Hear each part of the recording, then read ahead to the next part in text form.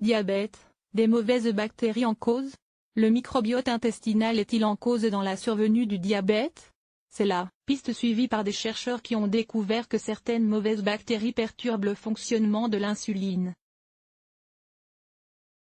Le diabète de type 2 est la maladie endocrinienne la plus répandue dans le monde.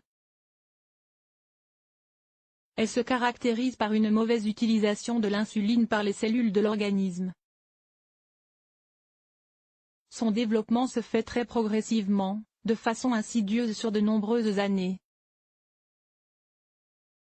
Son origine est multifactorielle, à la fois génétique, nutritionnelle et environnementale, et comme le précise l'INSERM la part respective de chacun de ces facteurs une pression artérielle élevée et des niveaux élevés de glucose dans le sang. Ce syndrome est devenu de plus en plus fréquent en raison de l'augmentation du taux d'obésité dans le monde.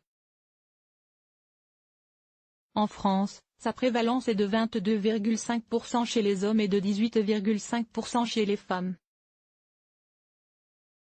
L'insuline ne fonctionne plus correctement. De nombreux travaux ont permis de découvrir que les modifications des bactéries présentes dans l'intestin, le microbiote intestinal, étaient associées à des maladies métaboliques comme l'obésité et le diabète de type 2. Mais les mécanismes restent insaisissables, explique le Dr Andrew Gewirtz, auteur de l'étude. Des études antérieures chez la souris ont indiqué que les bactéries capables d'empiéter sur l'épithélium intestinal pourraient favoriser une inflammation qui entraîne des maladies métaboliques.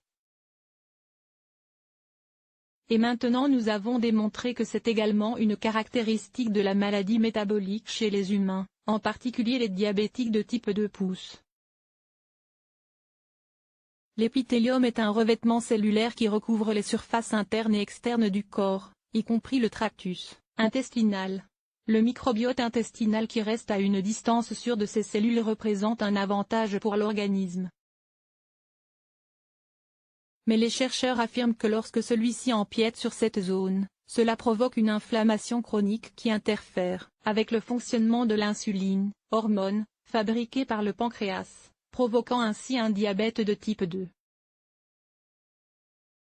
Trouver les bactéries en cause. Pour en arriver à cette conclusion, ils ont analysé des échantillons de muqueuse du côlon, prélevés sur des personnes qui ne présentaient pas de problème majeur de santé en dehors de leur diabète. Les données sont impressionnantes et ont peut-être ouvert un nouveau champ d'investigation sur la fonction métabolique et le diabète de type 2 pouces, a déclaré le Dr Samuel Klein, co-auteur de l'étude. Les chercheurs souhaitent maintenant poursuivre leurs recherches pour déterminer l'identité des bactéries qui envahissent l'épithélium du côlon.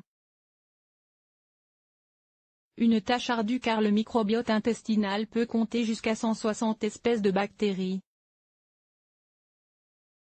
Ils souhaitent également explorer des remèdes pour empêcher les bactéries en cause d'empiéter sur cette zone. Selon l'INSERM, la dysbiose, c'est-à-dire l'altération qualitative et fonctionnelle de la flore intestinale, est une piste sérieuse pour comprendre l'origine de certaines maladies, notamment celles sous-tendues par des mécanismes inflammatoires.